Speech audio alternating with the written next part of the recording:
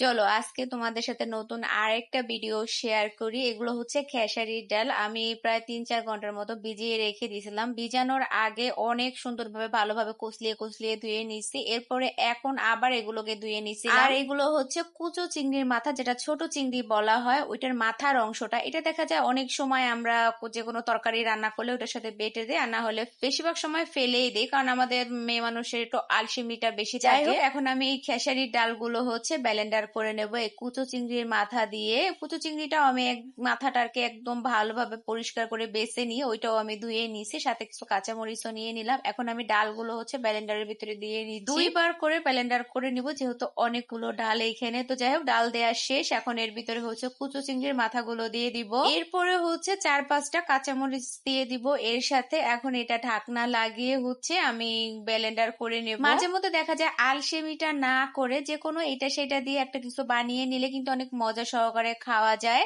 কিন্তু আমরা সেটা করি না। আলসেমি দেখা যায় ঠিক মতো রান্নাটাই করে খেতে খুব বিরক্ত লাগে। মাঝে মধ্যে এরকম একটু নাস্তা বানালে আসলে সন্ধ্যার নাস্তাটা খুব ভালোই জমে যায়। তো যাই হোক, এখানে আমার সবগুলো ডাল আর কুচো চিংড়ির মাথাটা ব্লেন্ডার করা হয়ে গেছে। এখন আমি একটা পাত্রের ভিতরে এগুলো সব বেড়ে নিচ্ছি। প্রথমে যে ডালগুলো আমি ব্লেন্ডার করছি ওইগুলো একবারে নিফিস করে ফেলছি। পরবর্তীতে যে ডালগুলো ব্লেন্ডার করছি ওগুলো একটু আস্তে আস্তে রাখছিলাম। ডালের বড়াটা একটু আস্তে আস্তে খেতে ভালো লাগে। তো যাই হোক, এখন সেই ব্লেন্ডার করা ডালের ভিতরে আমি অনেক পরিমাণে পেঁয়াজ কুচি দিয়ে দিলাম। এরপরে সামান্য পরিমাণে একটু আদা রসুন বাটা, ধনিয়া পাতা কুচি দিয়ে দিলাম।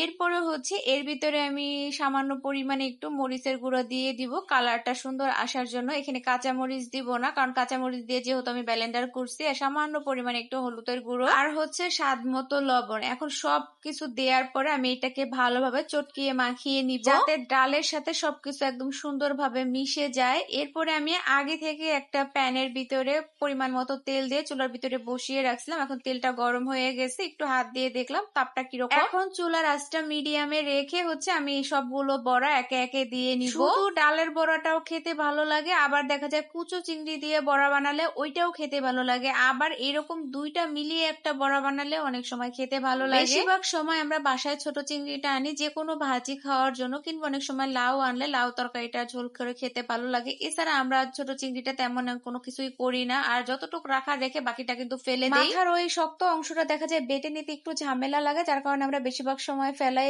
দেই। তো যাই হোক, এখানে আমার একটা পাট বড়া ভাজা হয়ে গেছে। এখন আমি একে একে সবগুলো বড়া উল্টিয়ে নিব। চুলার আঁচটা অবশ্যই মিডিয়ামে দিয়ে ভাজতে হবে, তা না হলে দেখা যায় উপর দিয়ে ভাজা হয়ে যাবে কিন্তু ভিতরে কাঁচা থেকে যাবে, যার কারণে আঁচটা মিডিয়ামে দিয়ে ভেজে নিলে একদম দোনো পিঠ এবং ভিতরে সুন্দরভাবে হয়ে যাবে। এই তো দেখেন, এখানে আমার সবগুলো বড়া হয়ে গেছে। এখন উঠিয়ে নিলাম। দেখেন উপরটা কতটা মসমসা হয়েছে আর ভিতরটা অনেক সুন্দর ভাজা হয়েছে, মানে এতটা ক্রিস্পি বলার মতো না, না খেলে আসলে বোঝা যাবে না। যদিও এটা আমি রাতে ভাতের সাথে খাওয়ার জন্য ভাজছিলাম, কিন্তু ভাত দিয়ে খাওয়ার আগে আমি ভাজার পরে অনেকগুলো খেয়ে নিচ্ছিলাম। এরপরে বাকি যেগুলো ছিল সেগুলো আমি এখানে ভেজে নিচ্ছি। একে একে সবগুলো বড়াই ভেজে নিব। তবে সত্যি বলতে বড়াটা অনেক মজা হয়েছিল। আপনাদের হাতে যদি একটু সময় থাকে তাহলে আপনারা ঠিক এভাবে বাসায় বানিয়ে খাবেন। তো এই বড়াগুলো একটা পাশ হয়ে গেছে, এখন আমি আরেকটা পাশ উল্টিয়ে নিচ্ছি। দেখেন কালারটা কত সুন্দর আসছিল। সবগুলো বড়া আমার এখানে ভাজা শেষ। এখন হচ্ছে খেয়ে দেখার পালা, চলেন। এই তো দেখেন, আমি গরম গরম ভাতের সাথে আমি অনেকগুলো বড়া নিয়ে নিছি। এখানে 4-5টার মতো বড়া ছিল, আর সাথে একটু শুটকির তরকারি নিয়ে নিছি। কিবার বলবো, গরম গরম ভাতের সাথে মুচমুচে বড়া,